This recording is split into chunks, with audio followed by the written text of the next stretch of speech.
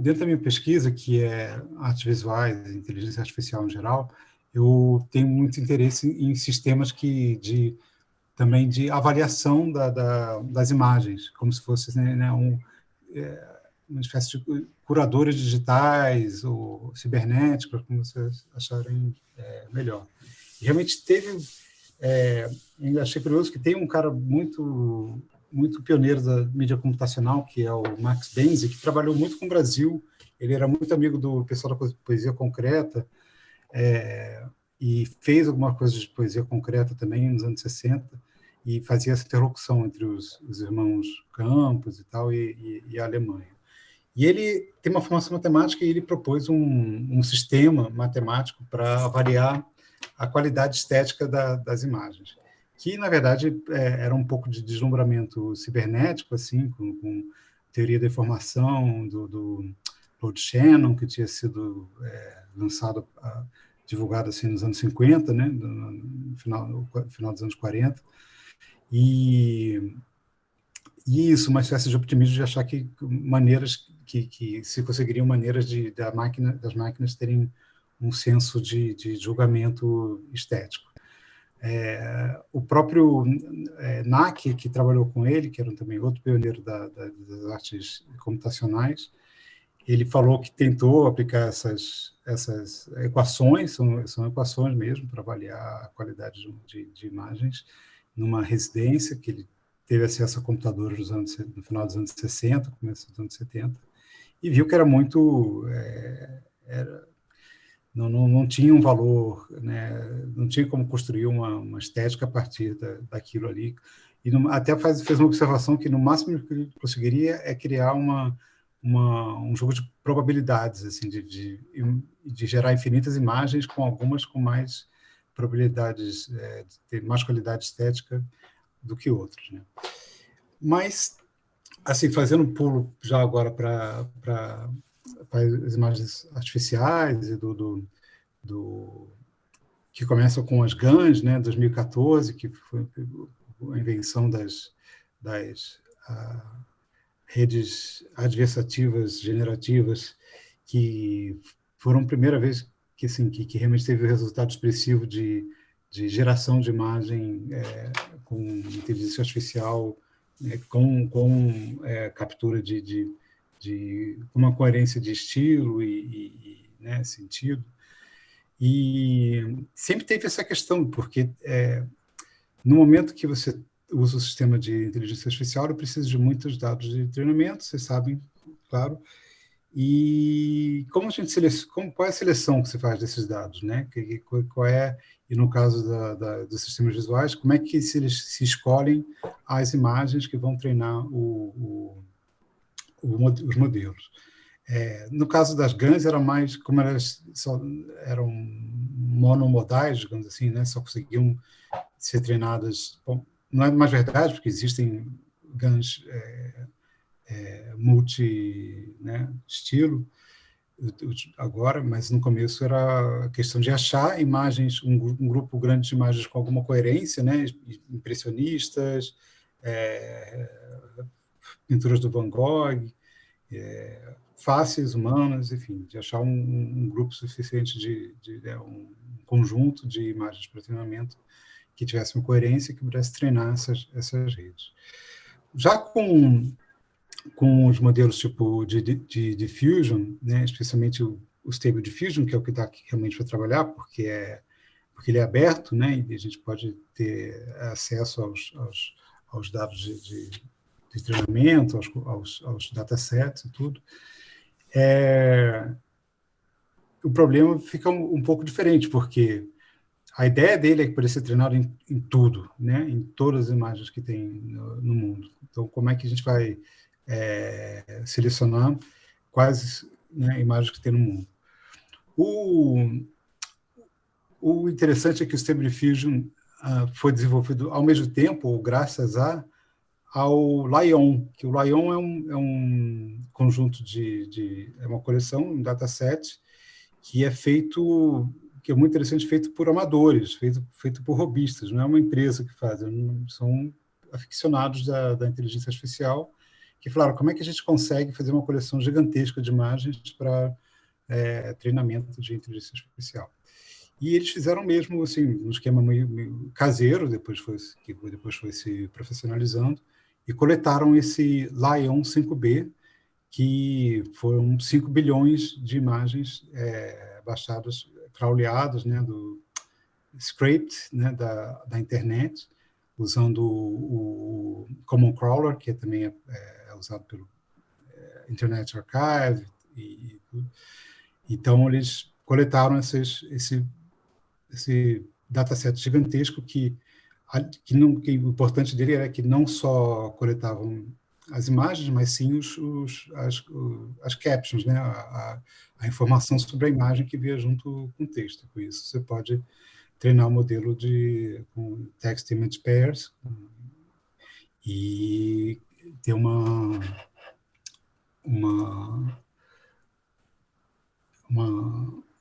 banco de dados que pode ser usado para gerar imagens a partir do texto. Só que quando pegaram essas 5 bilhões de imagens, na verdade você olha e tem muito lixo. Lixo, por um lado, de imagens que são tipo que não deviam ter sido capturadas e enfim, que não olhando é difícil. Deixa eu ver se eu acho. Vou abrindo aqui. De repente quando puder eu compartilho a tela porque seria bom ter os exemplos. Mas enfim, e não só as imagens de lixo, mas imagens que de repente não tinham uma qualidade muito boa. E enfim, se fossem usadas para treinar um modelo, eles poderiam fazer o modelo gerar imagens que não são interessantes. Deixa eu ver se eu consigo capturar isso aqui. Então, eles deveriam fazer também, voltou a palavra estética, né? O dataset que chamam Lion Aesthetics. Deixa eu ver se consigo compartilhar minha tela. Será que eu tenho permissão? Deixa eu ver. Share screen. Lion Aesthetics. Esse aqui é o site deles. Deve estar chegando aí já. Ou não? Sim? Sim. Deixa eu ver se eu acho uma coisa interessante.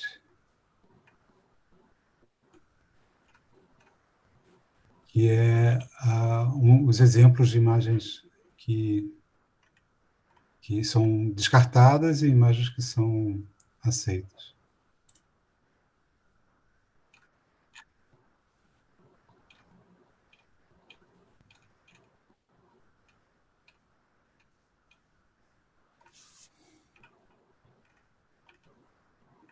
Bruno, eu não sei se você chegou a comentar isso, mas quem é que faz essa triagem?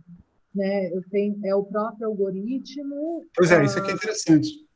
Então, eles começaram com uma ideia de ratings, né? de dar nota para as imagens, de fazer, né? de ter um grupo grande de pessoas que olhasse as imagens e avaliasse elas. Isso se tornou até comum, porque o Midjourney, para treinar os próprios modelos, quando você paga o acesso ao Midjourney, você pode julgar, dar nota para as...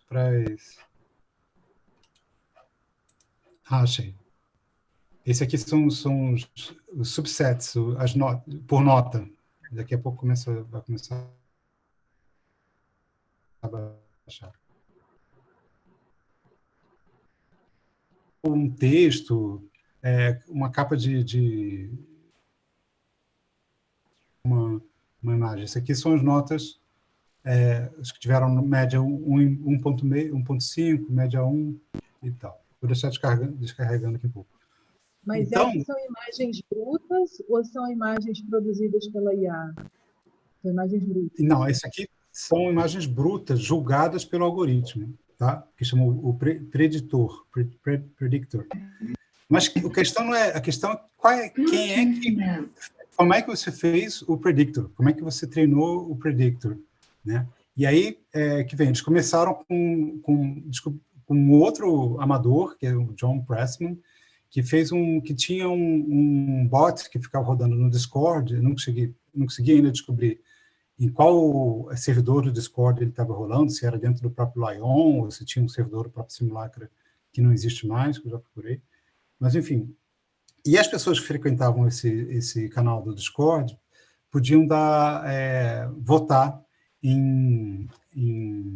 nas qualidade das imagens. Deixa eu ver se eu acho. Aqui vou mostrar. Chamava Simulacra Bot. Esse que está carregando aqui agora. Tá?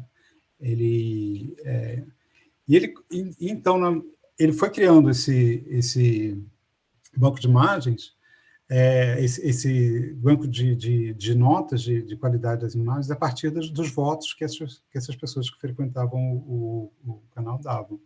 Mas quem eram essas pessoas, né, que davam essas notas? São os nerds de inteligência artificial, que o próprio criador do Simulacra Bot fala. Eles são provavelmente white, educated, industrial, rich e democratic. São weird, né? Aqui tem um comentário dele sobre o... E, além disso, essas imagens não eram imagens baixadas da internet, eram imagens criadas por outros modelos de inteligência artificial. Então, ele, na verdade, está gerando, está mordendo o próprio rabo, né? Porque ele não está treinando imagens existentes, está treinando sobre exemplos de imagens que foram feitas também por internet. Então, tem aqui um exemplo de... Ele mesmo lista os biases que tem, né, os problemas que vieram desse sistema de ratings com bots, que foi usado para treinar esse programa que fez a avaliação dos 5 bilhões de imagens, que é esse set que chama Lion 5B, que é o set que inclui essas imagens, digamos, feias, daqui com nota baixa, tá? Para fazer uma seleção, e a seleção seria só com... Se você pegar isso aqui no Internet Archive, aqui já não tem muitas imagens que não estão mais disponíveis, mas se você pegar o Internet Archive, você vê a coleção completa aqui. Então, isso aqui são as notas a partir de 5. Então, a partir daqui, já foi considerado aceitável para treinar o Stable Diffusion. Né? E vai ver que vão ficando imagens mais, assim, sei lá, uma estética, seja qual for, mas que tem realmente um sentido mais agradável, assim, mais palatável, que tem mais sentido para um gerador de imagem do que umas coisas do tipo isso aqui, sei lá. Além disso, ele também, o Christoph, que é, na verdade, isso, que é um personagem também super interessante, que é o cara por trás do Lion, esse amador, esse hobbyista de inteligência artificial, ele é um professor de secundária na Alemanha. Ele trabalha com isso, ele tem um posto fixo, ele não quer fazer outra coisa. Tudo que ele faz aqui do Lion, que foi usado para treinar no Stable Diffusion, ele faz nas horas livres entre uma aula e outra. E é um cara super acessível, assim, de conversar. E ele reparou que na verdade, o modelo que o robô Simulacra, que usava essas imagens geradas pelo disco diffusion da época, da época de um ano atrás, né, milhões de anos em inteligência artificial, ele não tinha logos. Então, ele falou, como é que se não tiver logos, a gente vai estar fazendo uma deficiência, porque não estamos ensinando o modelo a ler e julgar e fazer e gerar logos. Então, ele fez um pequeno subset de logos com a turma dele, e chamou os alunos dele da escola para eles darem notas para esse subset de logos, que ele chamou aqui de Lion Logos, 15 mil logos que foram treinados pelo grupo de estudantes dele, né? E Então, quer dizer, tem um outro dataset que chama isso aqui AVA, Static Visual Analysis, que é a partir de um concurso de fotografia digital, que as pessoas davam nota para as fotografias digitais, também foi usado. Então, foram esses três. Os logos foram julgados pelos estudantes, o simulacro, que foi feito em uns bots de aficionados de inteligência artificial, e esse do AVA, que é um conjunto um pouco maior, de um público um pouco maior, mas de gente amadora de fotografia digital também bastante limitado. Então, se você pensar que, na verdade, o Stable Diffusion foi julgado foi treinado com imagens que foram julgadas a partir desse gosto, né, um gosto ocidental, rico, né, a maioria das pessoas que deram votos nesse processo, que julgaram as imagens, são dos Estados Unidos ou da Europa, e mesmo dentro dos Estados Unidos e da Europa, um conjunto pequeno de pessoas que têm interesse por isso, que têm acesso à internet e tal. Então, é um gosto muito particular. O que o Stable Diffusion faz, ele é treinado por um gosto, pelas próprias pessoas que usam ele. Você não vai ter representatividade, não estou falando de questão de etnicidade diretamente, mas do gosto das pessoas. Não tem o gosto das donas de casa da Indonésia, não está aí o gosto, o visual, né, dos povos indígenas não está aí. Então, tem uma limitação, assim, quando você está usando o Stable Diffusion, você está gerando imagens, por mais que você consiga, claro, fazer imagens de não brancos pelo Stable Diffusion, o que está guiando esse gosto dele é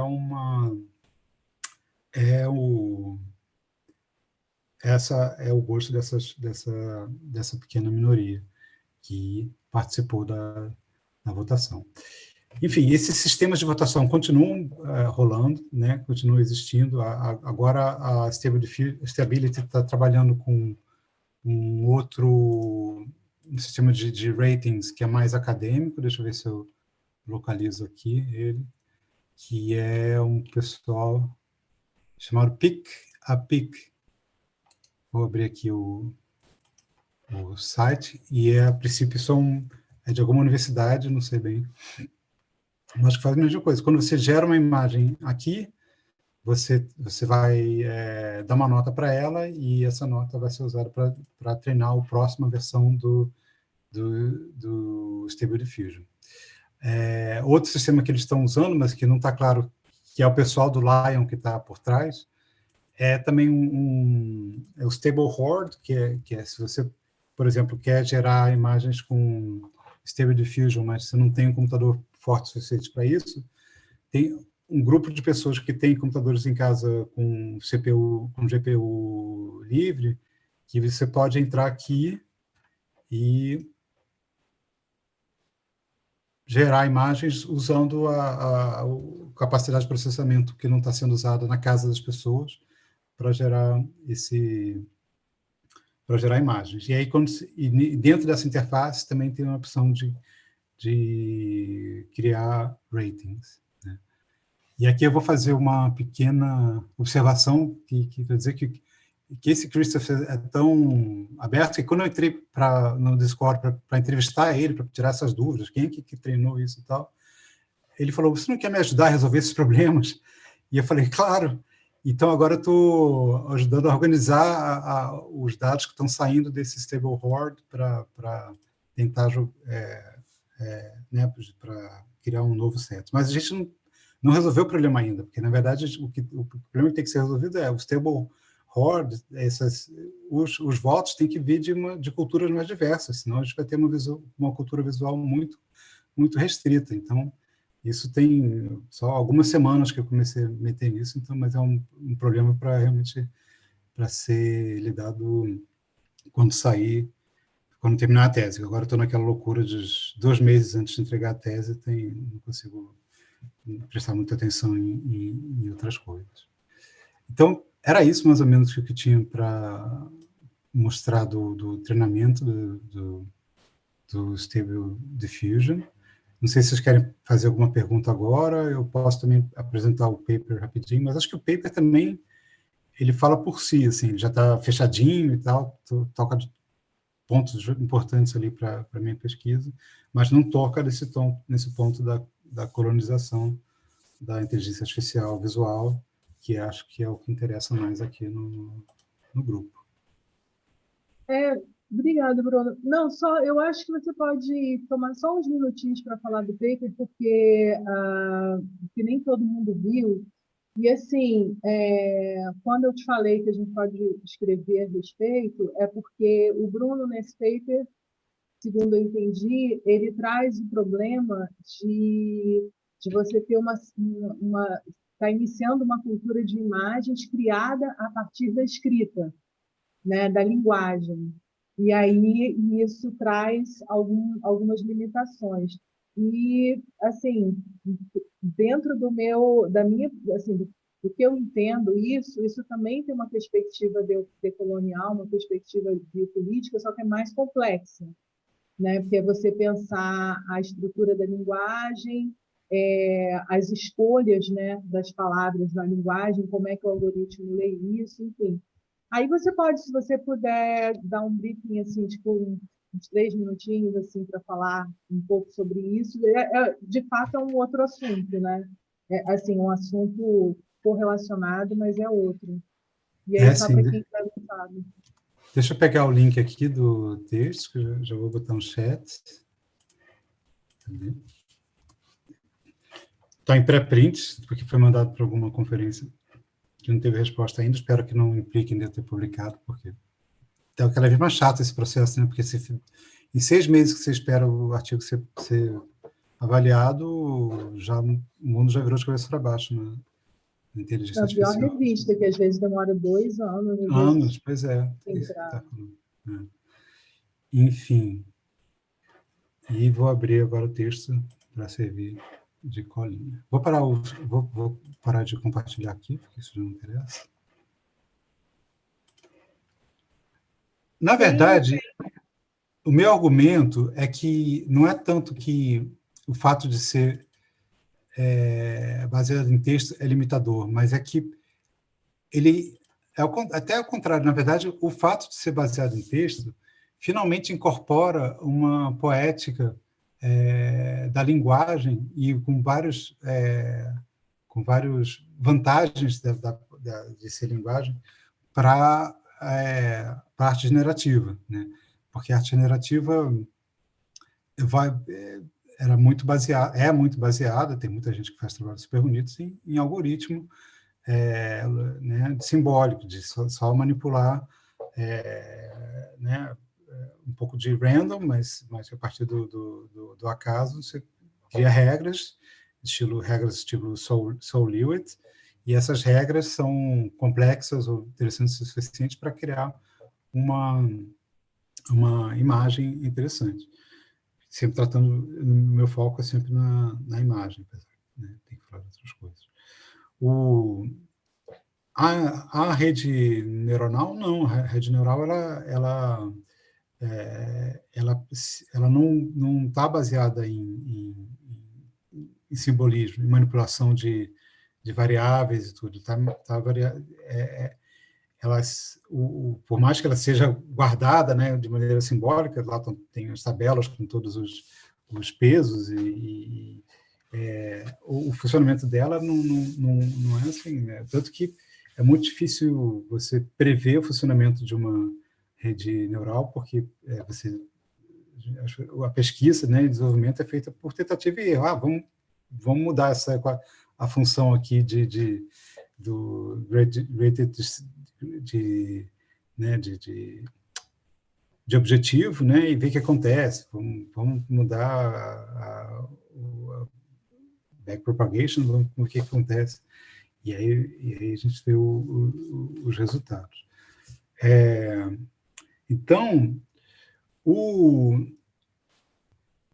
os modelos de texto para imagem, eles, além dessa incertidão, mais ou menos, digamos, dessa potencial que vai além do aleatório,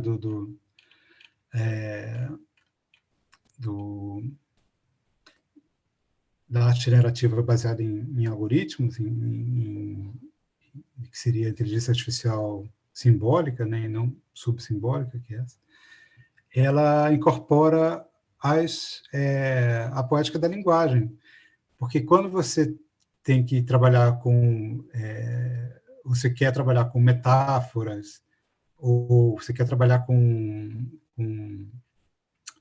temas abstratos, assim, de conceitos, né, que não tem uma representação concreta, né, sentimentos, todas essas coisas que, por exemplo, são muito difíceis de traduzir por humanos mesmo, né? Por exemplo, quando você quer que um cineasta que tem que representar um momento de tristeza, né? Isso é um talento muito específico, você transformar em imagens. Acho que isso me afeta mais porque eu venho do cinema e sei quão difícil é você fazer essa tradução de conceitos em imagens, né? E eu estou meio sem rumo aqui, tá, gente? Mas porque eu acho que se eu for seguir o paper muito ao pé da letra ia ser um pouco chato. Mas vou falando aqui, vou conectando as coisas na medida que minhas redes, meus neurônios permitem. Mas esse talento, essa capacidade de você transformar um conceito em imagem é uma das aptidões mais difíceis para artistas, né? E não só de cineastas, mas cartunistas de política, sei lá, como é que você, né, transforma uma questão política numa charge, como é que você faz uma charge de um tema, né, que não é questão, não é só representar o problema, você tem que criar uma metáfora para os problemas.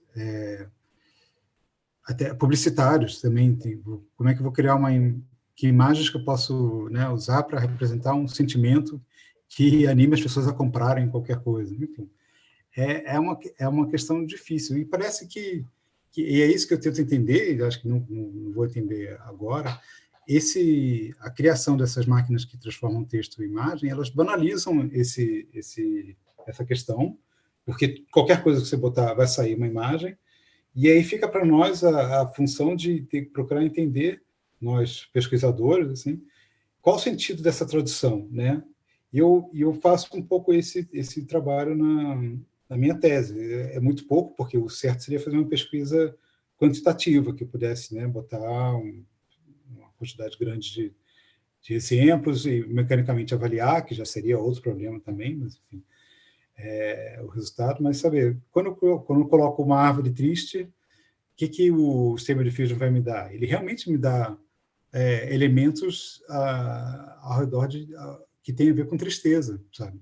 Se você bota uma árvore feliz, ele vai te dar uma árvore cheia de muitas flores, com muitas folhas, muito verde, com cores intensas.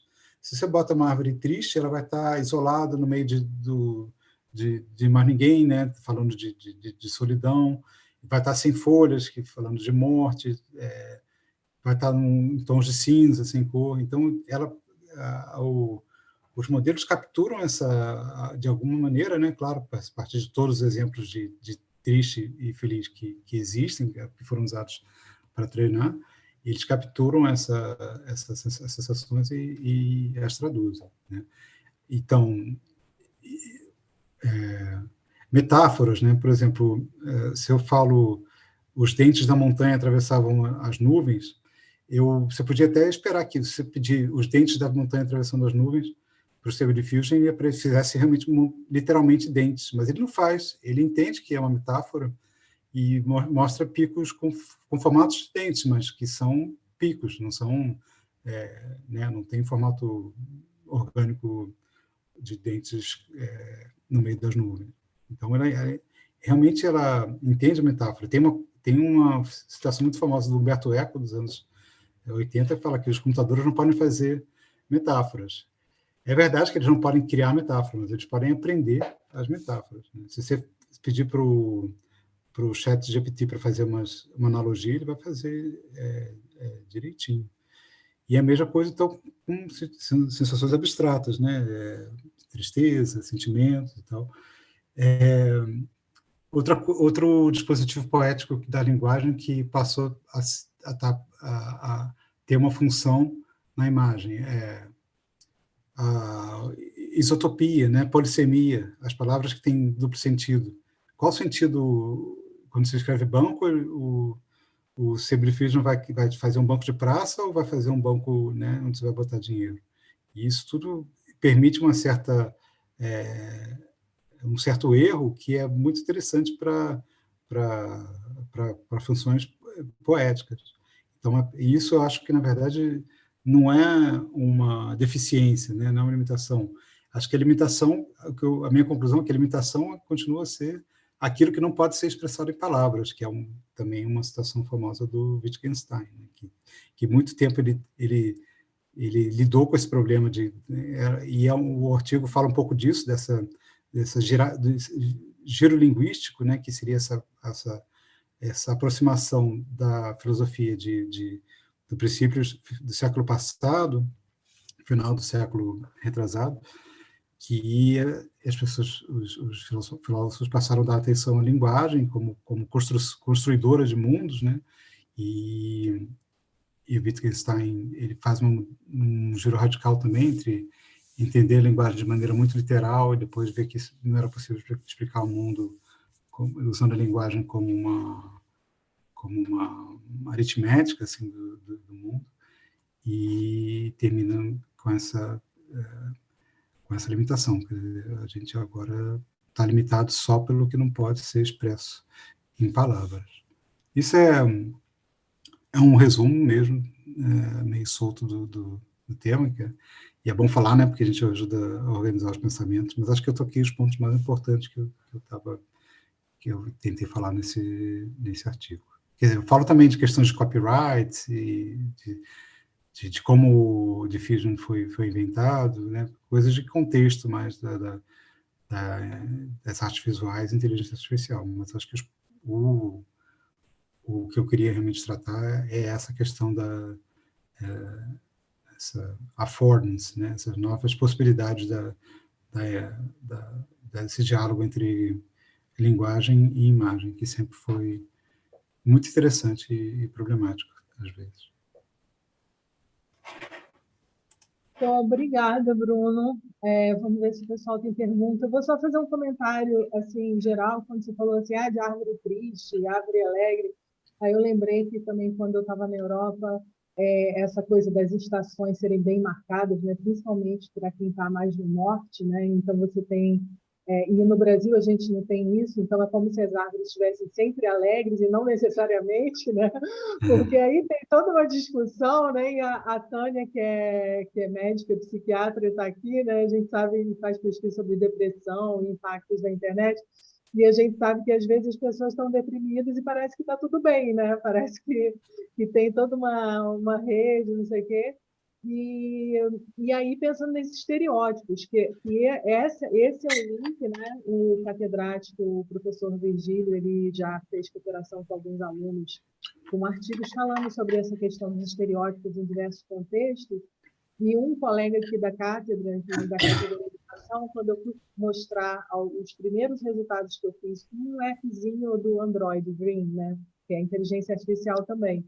E aí ele tem uns presets, assim, ou você escolhe uma coisa mais impressionismo, uma estética mais impressionismo, uma estética guache, uma estética assim, assado. Aí ele falou assim, poxa, mas na guache aparece um desenho como se fosse um desenho infantil. Então, assim, tem umas correlações, quer dizer que você não pode usar guache para fazer algum outro tipo de trabalho, ou só crianças usam tinta guache, sabe? Que também não é verdade, né? Que guache é uma tinta como outra qualquer e que vários artistas podem utilizar. Então, tem essas correlações também, né? E do mesmo modo na linguagem. Eu vou deixar, então, aberto. Eu imagino que as pessoas têm algumas perguntas. E aí, depois, vamos ver se alguém pergunta mais alguma coisa, e aí você faz mais um comentário. Ok.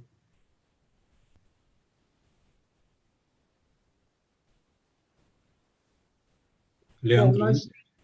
Ah, Oh, apareceu a Cida, eu ia falar de você agora, Cida. Ei, ei, Bruno, obrigada pela exposição. Então, eu sou a professora Cida Moura, eu sou professora aqui da UFMG, em Belo Horizonte. Fiquei muito interessada, né, nessa abordagem que você apresentou, e meu interesse é tentar pensar como que essa questão do viés tem sido pensada, né? Para além de ser um problema localizado em quem constata, mas como que está essa discussão, assim, em termo, você que está, né, mais fortemente na área, como é que soluções têm sido dadas, né, para isso que eu vou chamar aí de semiose colonial? Como é que, como é que vocês estão abordando, do ponto de vista tecnológico, essa questão? não, a minha aflição é que não está sendo abordado. E eu estou vendo as próximas gerações quer dizer, no meu campo limitado, né, a questão da colonização artificial é gigante. Eu estou falando de um trechinho específico que é a geração que é artes visuais, a criação é quase parte magética. Mas eu não vejo a Stability, que é a empresa que tem dinheiro para, né, já treinar os modelos, preocupada com isso. Assim, na verdade, esse que eu mostrei, que chama Pic, Pic, Pick a Pick, ele não está preocupado que as pessoas que votam nas imagens deles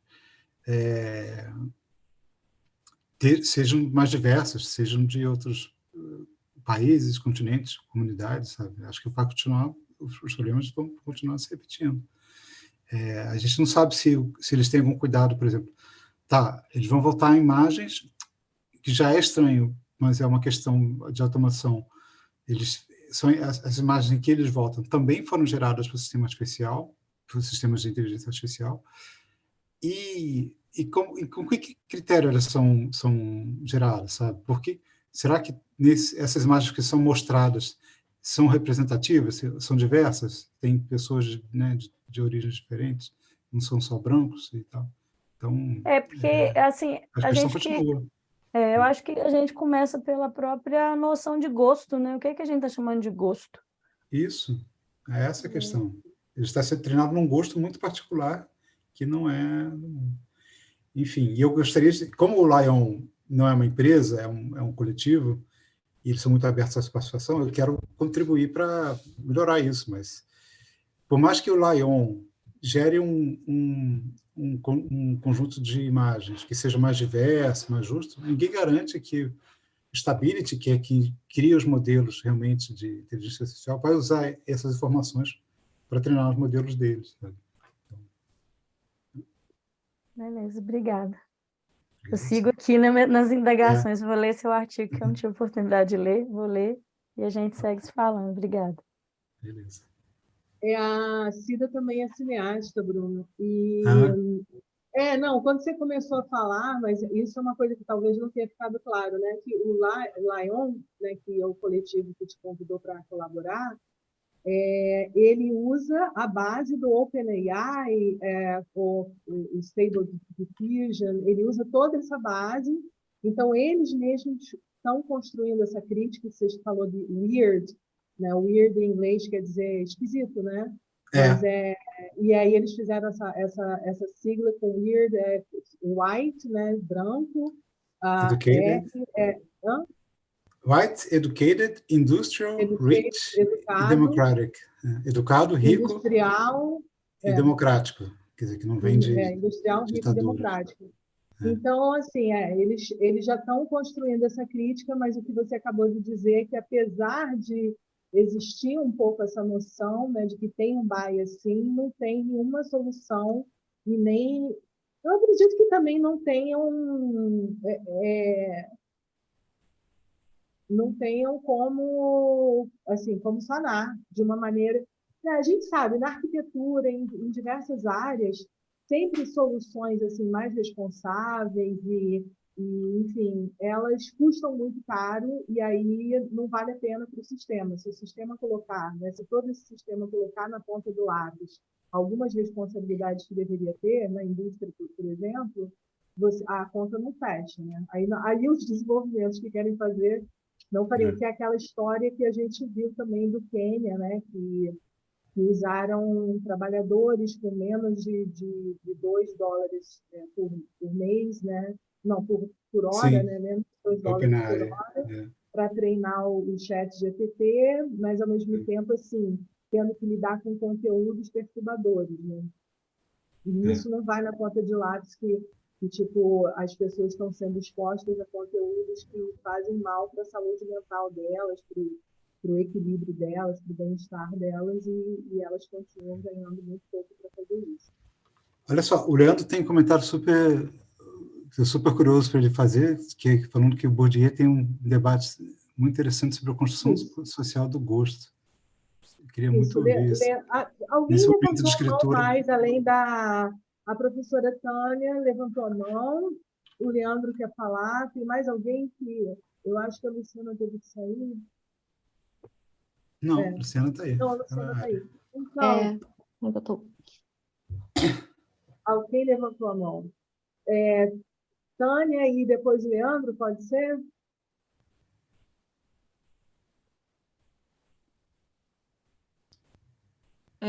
Bom dia, Bruno. Bom dia, pessoal. Eu não sou da área de análise de imagens, sou de uma área, enfim, da área de saúde. E com a fala do Bruno, eu fiquei pensando, e eu peço desculpas se a minha intervenção for muito ingênua. Existe tudo isso que você descreveu e que você debate, Bruno. Mas a gente não pode se esquecer que existe alguém por trás disso, né? Por trás dessa avaliação de imagens, que é, obviamente, um humano, não é uma coisa só da inteligência artificial. E aí eu queria saber, enfim, se você aborda isso, como é que você vê isso, porque eu penso que sem discutir isso fica complicado, enfim, a gente pensar sobre essas coisas. É isso. A questão mesmo, porque quem tá votando, quem está avaliando as imagens para treinar os modelos é um grupo muito limitado, uma fatia muito específica da sociedade que não muito pouco representativa, e esse é um problema a ser resolvido. É porque as pessoas, né, usam as caixas pretas do Flusser sem saber o que tem dentro, e se você for olhar, é isso, como é que foi feita a salsicha? Foi feita nesse jeito que você está vendo. Pegou um grupinho, aí algumas pessoas participavam de um fórum, ficaram votando nas imagens, e essas notas foram incorporadas para criar um gosto estético, que em princípio devia ser um gosto genérico, e não é. É um gosto bem de uma fatia limitada da sociedade. E Leandro? você propõe alguma coisa, enfim, além Não, de... isso é um problema que eu gostaria de contribuir para resolver. Então, por exemplo, que ter mais plataformas onde as pessoas possam votar, que a gente consiga buscar o interesse de pessoas né, outros países, de outras classes, de pessoas que não usam o computador até, para que o gosto dessas pessoas estejam incluídos. Isso é um problema que eu não tenho como resolver agora, mas que eu gostaria de ajudar a resolver. Treinar é isso, a gente consegue fazer um conjunto de imagens, um dataset de imagens, de maneira amadora, né, foi o pessoal que é o pessoal do Lion. Agora, para treinar, isso ser útil, para isso treinar um modelo de inteligência artificial, custa $600 mil. Isso só foi feito porque tinha um capital de risco, aí, um venture capital, que botou dinheiro na Stability, e a Stability, por uma questão estratégica, fez tudo aberto, para a nossa sorte. Mas ninguém garante que o próximo modelo da Stability, que é o 3.0, quer dizer, já está se vendo que não vai ser, que esse problema não vai ser resolvido.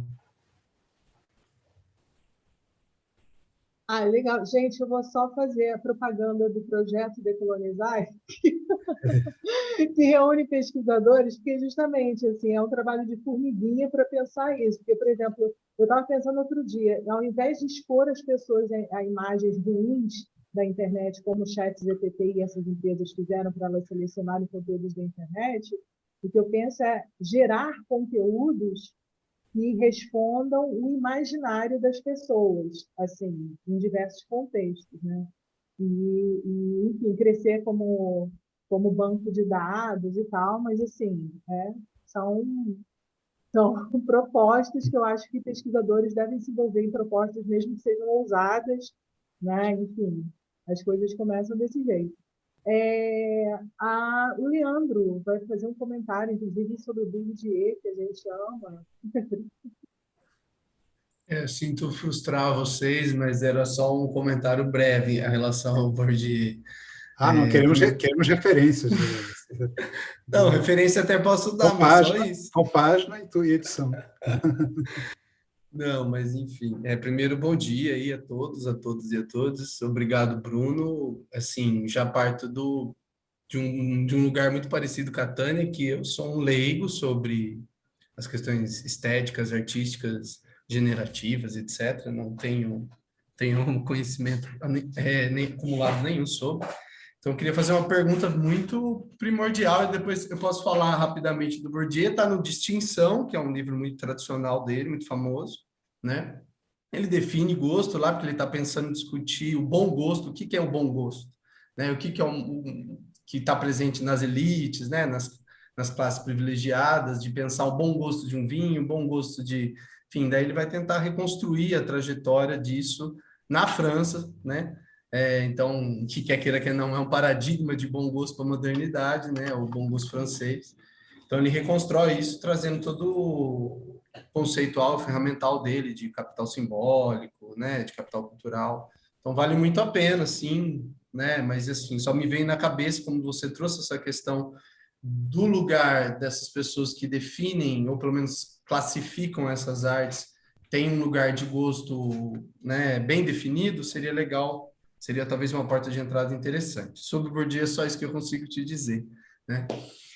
A minha pergunta é talvez bem basilar e, ao mesmo tempo, ela implica uma questão filosófica, talvez bem interessante, ao meu modo de ver, que é o seguinte: por que são artes generativas e por que o verbo aí é gerador, né? E não criador, né? Essa é uma primeira pergunta, assim. Por que o verbo e a palavra porque elas geram coisas e não criam coisas, né? Essa é uma questão. E por que eu faço essa pergunta? Porque tempos atrás eu vi um meme no Instagram que eu gostei muito, sim, que é o seguinte: as máquinas só serão criativas no dia que elas puderem enlouquecer, né? Elas só serão criativas se elas puderem enlouquecer. Sintomaticamente era um post de um lacaniano, ok? Mas eu acho que ela nos coloca uma grande questão, entendeu? Que eu não sei responder, mas como você estuda, enfim, se dedica a esse campo, eu queria ouvir sua opinião sobre esse meme, né? Então, a primeira pergunta objetiva é por que o verbo é generativo ou gerador e não criação, criativa ou criadora. E se de fato, né, essa reflexão me faz sentido, né? A máquina só será criativa um dia que ela puder enlouquecer. Enfim, é isso. Esse comentário é muito bom, porque eu até não fiz ainda essa explicação por que arte generativa e não criativa, mas sendo mais prático, assim, isso é só para distinguir, realmente, estamos falando de arte que passaram por processos foram delegados às máquinas ou a um algoritmo, porque não precisa ser uma máquina, né? Eu falei de Saul Lewitt, que era um artista plástico que fazia obras baseadas em instruções, então muito parecido com um programa. Então, quando a gente fala em arte generativa, se você tem o score da performance, né, que é as instruções da performance. Número 1, faça isso. Isso também é uma maneira de dar instruções e executar um programa, mas não é exatamente generativo.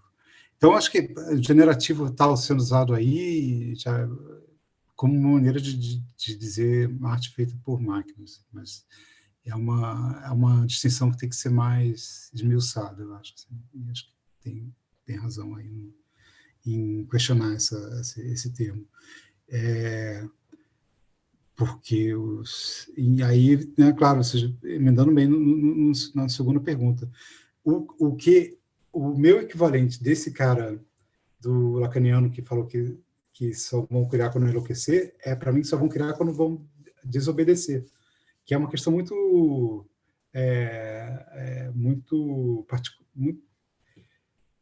pouco estudada e muito crítica e muito, né, central das máquinas, que a gente faz máquinas para que elas cumprem uma função. Não estou falando de erro, né, ou glitch, essas coisas são diferentes, mas da máquina performar de maneira diferente do que foi planejada, de maneira, né, e aí se fala de agência, né, de agency, de autonomia, que é uma parte grande da minha... E aí as pessoas já começam a falar, mas por que então se as nossas máquinas biológicas também são baseadas em princípios físicos, por que os homens podem desobedecer, quer dizer, os homens e mulheres, a humanidade pode desobedecer e as máquinas não? Então, qual é a diferença? Por que então, se é a mesma coisa, por que não podemos fazer uma máquina que pense como humano? E aí você começa a entrar nesses loops, assim, de infinitos desdobramentos, que é muito interessante. E eu mergulho um pouquinho, assim, ponho o pé, mas não entro muito nessa questão, mas acho que, para mim, a qualidade do artista que falta sim, enlouquecer, mas desobedecer, né? Acho que porque a arte está muito baseada em criar suas próprias regras, que é uma coisa que o computador não pode fazer, né, e não seguir o que foi programado. Bruno, obrigada. Inclusive, adorei esse comentário. Eu fiz um paper que eu, inclusive, peguei um conceito da Burra Benjamin, que é a recusa informada, e aí eu escrevi um paper falando sobre os direitos dos robôs, inclusive o direito de recusar a fazer uma ação, né, de acordo com isso. Cara, o pessoal da filosofia analítica, o que eu recebi de review, eu acho que eu posso enquadrar, assim, vocês acharam pau em cima de mim. Eu vou ter que rever algumas críticas que eu fiz diretamente, que eu preciso dar uma mapeada, mas eu acho bem legal você ter comentado isso. Agora é a Luciana que vai fazer uma pergunta. A minha pergunta, Bruno, é que é meio de ordem prática mesmo. Eu totalmente concordo com você que, na verdade... Vocês estão me ouvindo, gente? Sim, super bem. Ok. Que, na verdade, a gente precisava de mais, vamos dizer assim, diversidade, trabalhando com todas essas informações para tentar reduzir bias de algum jeito ou tentar incluir outras perspectivas, né? Só que o que as pessoas têm discutido a respeito de como incluir mais pessoas, mais perspectivas nesse processo? Porque, de fato, no mundo ideal, você falaria, todo mundo do mundo inteiro poderia participar de algum jeito, ou representantes de vários lugares, mas, assim, a gente sabe que, dependendo da região geográfica, as pessoas não têm acesso à internet, enfim, elas não vão... Vai demorar para alcançar isso, né? E quando isso acontecer, sabe-se lá como vai estar o cenário. Então, eu tenho um pouco de curiosidade nesse sentido. O que as pessoas estão discutindo sobre essa inclusão de outras perspectivas? Não, tem pessoas muito boas tratando de inclusão, né? Os problemas que as máquinas baseadas em inteligência artificial provocam por fazerem julgamentos e por outro lado, na qualidade dos dados que são usados para ensinar as máquinas. Então, a Timnit Gebru tem pessoas aí que estão, né, muito dedicadas a resolver esse problema. Na minha pesquisa em imagens, eu já não achei tanto isso. Quando eu falo isso no chat, né, com as pessoas que fazem neon, eles entendem o problema, mas sabem, mas não estão ativamente tentando resolver isso, sabe? Enfim, então acho que não tem, acho que não conheço muitos esforços para resolver esse problema na questão das imagens. Agora, na inteligência artificial de modo mais amplo, sim, tem várias iniciativas muito bacanas para funcionar isso. Eu queria só complementar, eu estou aqui na Universidade de Uppsala, e eu tenho acompanhado o pessoal com iniciativas de tecnologia e saúde, e eu vejo, por exemplo, eles fazendo projetos em países diferentes da África, né? E eles falam assim, como é que a gente vai alcançar essas populações, né? Porque elas não têm acesso, tipo, no máximo eu consigo mandar um SMS para elas, né? E aí, na outra ponta, quando eu vejo as pessoas discutindo sobre como diversificar a informação que está sendo categorizada, por exemplo, né?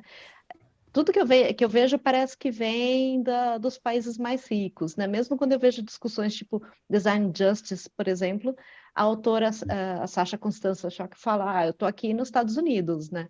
Eu tenho meu acesso...